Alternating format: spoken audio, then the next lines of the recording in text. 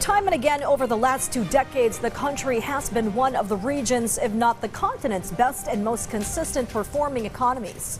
And to cap last year off, the country's fourth quarter gross domestic product of 5.6% is second only to Vietnam's 6.7%, beating bigger economies like China and Indonesia. As we hear more from our Sujin Kim. The Philippine economy grew in the last quarter of last year, resulting in a growth rate of 5.6%. While this is below the target for 2023, such growth still places the Philippines as one of the best performing economies in Asia, with Vietnam leading at 6.7% and the Philippines surpassing China at 5.2%. This outturn in 2023 exceeded, if not matched, the forecasts of multilateral organizations such as the International Monetary Fund and the World Bank. The enhancement of the purchasing power of Filipinos is evidenced by the faster private consumption, wherein restaurants, hotels, and transport uptick becomes an indication of more people enjoying non-essential activities. The Department of Finance cited how people are going out more and have more money to spend. The full-year gross domestic product, or GDP, for 2023 is 8.6% higher in comparison to pre-pandemic levels. The major contributors to the upward revision in the GDP growth were manufacturing, which grew by 1.8%, financial and insurance activities at 9.6%, and accommodation and food service activities at 21%.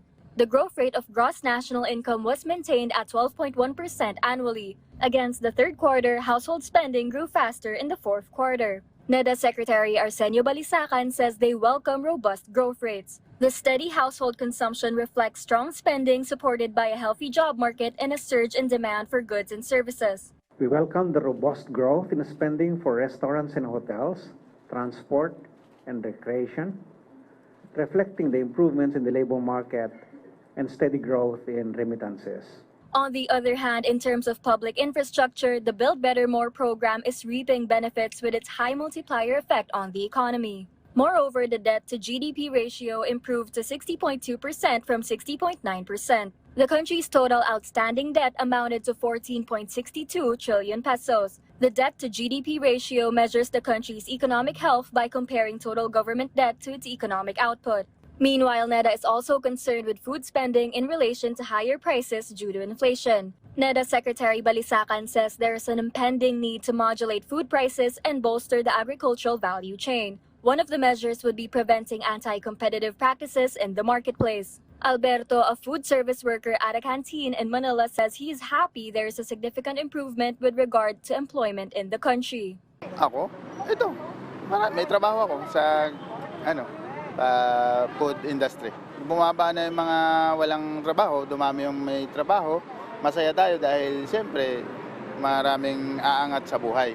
Maraming hindi na magugutom o magkakaroon na ng mga trabaho. Moving forward, continuous streamlining of policies, upskilling the workforce, and the upkeep on the ease of doing business are important measures to sustain, if not improve, growth. Sujin Kim for The Nation.